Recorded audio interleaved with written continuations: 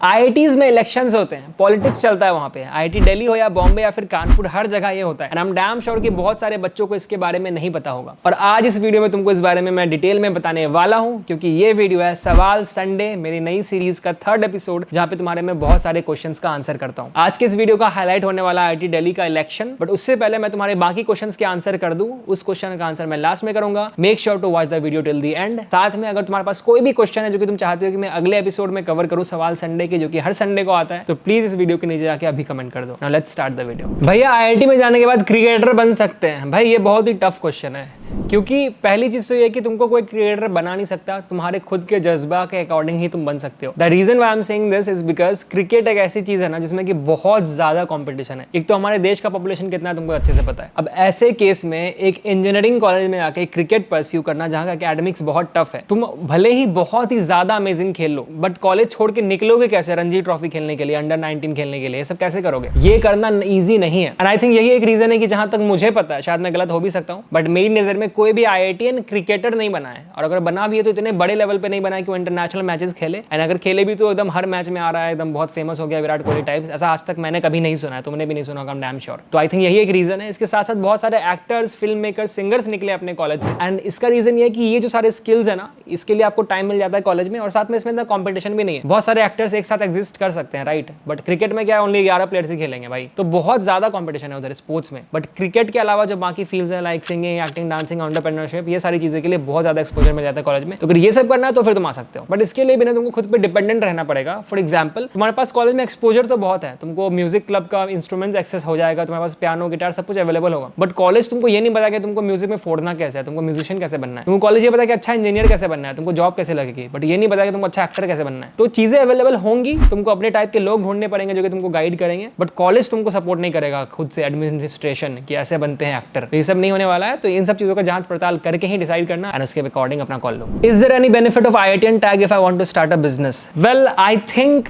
Yes. वैसे तो it really doesn't matter. अगर तुम्हारा आइडिया बहुत अच्छा है, अगर तुम इन्वेस्टर्स को कन्विंस कर सकते हो, तुम ऑडियंस को सेटिस्फाई कर सकते हो उस प्रोडक्ट के नीड से, तो डेफिनेटली तुम फोड़ सकते हो। बट आई फील, जितना मैंने अपने आईआईटीएन फ्रेंड्स को ऑब्जर्व करा जो कि एंटरप्रेन्योर्स है, वहां पे फायदा उनको ये हो जाता है ना कि इन्वेस्टर्स को इजीली कन्विंस कर पाते हैं। क्योंकि अगर इन्वेस्टर्स को ये दिखता है कि बंदा आईआईटी से है, तो एक सेंस ऑफ ट्रस्ट आ जाता है पहले ही कि भाई बंदा ने मेहनत बहुत करा है, बहुत घिसा है लाइफ में, तब जाके आईआईटीएन बना है। मतलब यहाँ पे इतनी इजीली ये बंदा गिव अप तो नहीं करने वाला अपनी कंपनी को। जिसने जॉब छोड़ के स्टार्टअप करने का सोचा है, मतलब उसमें कुछ तो बात होगी। तो मैंने अपने एंटरप्रेन्योर फ्रेंड से यही सुना है कि जो इन्वेस्टर्स होते हैं उनका ट्रस्ट इजीली वो जीत पाते हैं, क्योंकि पढ़ा लिखा बंदा होता है, मेहनती होता है, इसलिए। अब साथ में एक दूसरी चीज ये भी आती है कि बहुत सारे जो आईआईटीएंस होते हैं ना, तो वो अपने सीनियर्स से कनेक्टेड होते हैं। लाइक उनके बहुत सारे सीनियर्स ऐसे होते हैं जिनका खुद का कंपनी होता है, खुद का स्टार्टअप होता है, खुद उन्होंने फंडिंग उठा रखी होती है, खुद इन्वेस्टर्स होते हैं बहुत सारे सीनियर्स। तो इसी चक्कर में नेटवर्क इतना स्ट्रांग होता है कि उनको इजीली फंडिंग मिल जाती है एंड वो अपने स्टार्टअप में फोड़ देते हैं। तो अगर तुम आईआईटीएन होते हो, आईआईटी टैग का फायदा होता है बिजनेस में, ऐसा मुझे लगता है, और मेरे फ्रेंड्स को जितना मैंने ऑब्जर्व करा उसके बेसिस पे मैं कह रहा हूं। तो तुम्हारे क्वेश्चन का आंसर है कि मेरे अकॉर्डिंग फायदा होता तो है। अब उस फायदा का तुम कितना यूज कर सकते हो ये तुम्हारे पर डिपेंड करता है। Bro, can IIT give us money to start our own startup and if yes then how much money can they give max? Well the answer is yes. हर आईआईटी के पास ना कुछ एक रिजर्व्ड फंड्स होता है जो कि स्टार्टअप को प्रमोट करने के लिए वो रखते हैं। अगर तुम्हारे पास कुछ बहुत ही अमेजिंग आइडियाज हैं, तुम अपने एडमिनिस्ट्रेशन के पास जाते हो, एक पर्टिकुलर कमेटी होती है जो कि स्टार्टअप्स को देखती है, तुम अपना आइडिया पिच करते हो। अगर उनको आइडिया अच्छा लगता है तो तुम्हारी कंपनी में इन्वेस्ट करते हैं, तुम्हारा कुछ कंपनी का शेयर अपने पास रखते हैं। Normal like they act as investors. जैसे नॉर्मल इन्वेस्टर्स क्या करते हैं, आपकी कंपनी में इन्वेस्ट करते हैं, आपका कुछ शेयर्स खरीदते हैं एंड फिर आपको प्रमोट भी करते हैं, आपको सपोर्ट भी करते हैं कि कैसे आप ग्रो कर सकते हो। तो सेम कॉलेज करता है, आपके कंपनी में इन्वेस्ट करेगा, आपको गाइड करेगा, प्रोफेसर आपकी हेल्प करेंगे, सब कुछ करेंगे ताकि आपका कंपनी ग्रो करे। मेरे आंख के सामने खुद हुआ ऐसा कि मेरे बैच का एक बंदा था अर्चित अग्रवाल नाम का, जिसने की 2nd ईयर में अपनी एक कंपनी शुरू करी थी, सैनफे, SANFE। सर्च करना इसको। एंड इस बंदे ने फोड़ दिया, इतना मचा दिया इसने कॉलेज टाइम में, क्या बताऊं, अभी बहुत ज्यादा हाई लेवल पे ये बंदा पहुंच चुका है। एंड इसको पूरा सपोर्ट अपने कॉलेज ने करा था, आईआईटी दिल्ली ने करा था 2nd ईयर से ही। तो एक जीता था एग्जांपल है कि कॉलेज कितना सपोर्ट करता है ना। दूसरा क्वेश्चन कि कॉलेज कितना पैसे प्रोवाइड कर देता है, तो डिपेंड करता है आपके आइडिया पे। अगर तुम्हारे से कॉलेज इंप्रेस्ड है, कॉलेज को लगता है कि भाई ये टेक्नोलॉजी जो ये बंदा बना रहा है वो फोड़ सकता है, दुनिया बदल सकता है, और पैसों की जरूरत है, तो ऑफ कोर्स वो तुमको देगा। तो टोटली डिपेंड करता है तुम्हारे आइडिया पे कि वो कितना अच्छा है एंड कॉलेज को कितना कन्विंसिंग लग रहा है। भैया, how to increase our accuracy in preparation and testing? Well, accuracy बढ़ाने का एक ही तरीका है, बहुत ज्यादा क्वेश्चंस प्रैक्टिस करो। जब भी तुम टेस्ट देते हो तो अपनी गलतियों को एनालाइज करो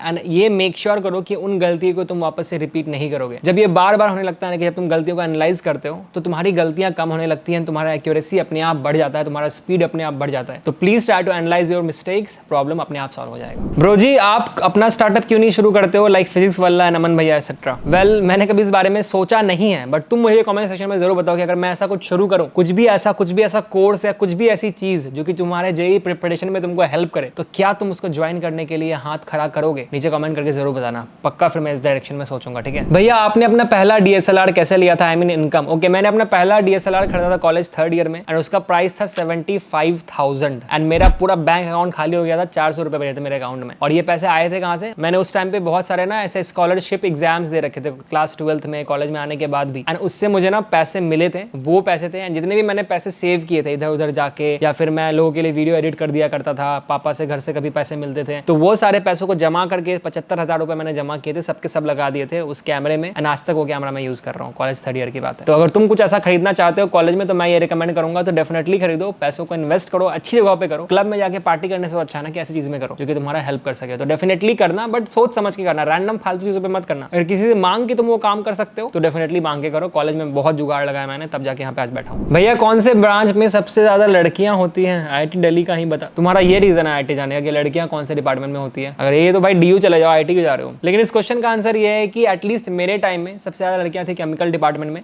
जो कि मेरा डिपार्टमेंट था, एंड इसके साथ साथ बायोकेमिकल एंड टेक्सटाइल में सबसे ज्यादा लड़कियां होती हैं। तो देख लो भाई, तुम अपना क्या, कुछ बोलना ही नहीं है मुझे भैया। How you overcome laziness during JEE preparation? पहली चीज तो ये, सुबह उठ के नहा लो, दिन में 1 घंटा आधा घंटा नैप ले लो, ये 2 तरीका। एंड तीसरा तरीका ये कि थोड़ा सा एक्सरसाइज कर लो। बहुत ज्यादा करोगे थक जाओगे, बहुत कम करोगे तो कोई फायदा ही नहीं है। तो मीडियम 15 से 20 मिनट वॉक कर लो, काफी अच्छा। मेरी सबसे बड़ी प्रॉब्लम है कि मैं कुछ दिन पढ़ता हूँ फोकस से और फिर ब्रेक हो जाता है। और आप कंसिस्टेंसी को कैसे मेंटेन करते थे? कंसिस्टेंसी को मेंटेन करने का भाई एक ही तरीका है, वो तरीका ये है कि तुमको ना अपने हैबिट पे काम करना पड़ेगा, तुमको मोटिवेशन पे काम नहीं करना पड़ेगा। बहुत बच्चे ना मोटिवेशन पे डिसाइड करके पढ़ते हैं कि आज मोटिवेटेड हो तो पढ़ूंगा। अगर मोटिवेशन के बेसिस पे पढ़ोगे तो हो गया, जिंदगी में कुछ नहीं कर पाओगे। जिंदगी में कोई काम मोटिवेशन से नहीं हो सकता लंबे पीरियड तक। तुम 1 दिन 2 दिन कर लोगे मोटिवेटेड होकर, बट लंबे पीरियड तक करना है तो उसका एक ही तरीका हुआ है, तुमको डिसिप्लिन में आना पड़ेगा, तुमको हैबिट बनाना पड़ेगा। Did you really focus only on boards? कभी बोर्ड्स के पहले जेईई के क्वेश्चंस नहीं करे थे आपने? ट्राई ड्रॉप ईयर में 11th 12th के साथ कैसे किया? और सबसे बड़ी बात, माइंड को कैसे रोका? वेल, मैंने ना ये डिसाइड किया था कि मैं जेईई का प्रिपरेशन अपने होम टाउन से करूंगा, बिना कोचिंग लिए। अपने जो नॉर्मल फिजिक्स केमिस्ट्री मैथ्स के टीचर थे जो कि बोर्ड्स लेवल का पढ़ाते थे, उन्हीं से डाउट क्लियर कर लूंगा एंड वहीं से मैं जेईई क्लियर कर लूंगा। और इसके लिए मैंने पटना से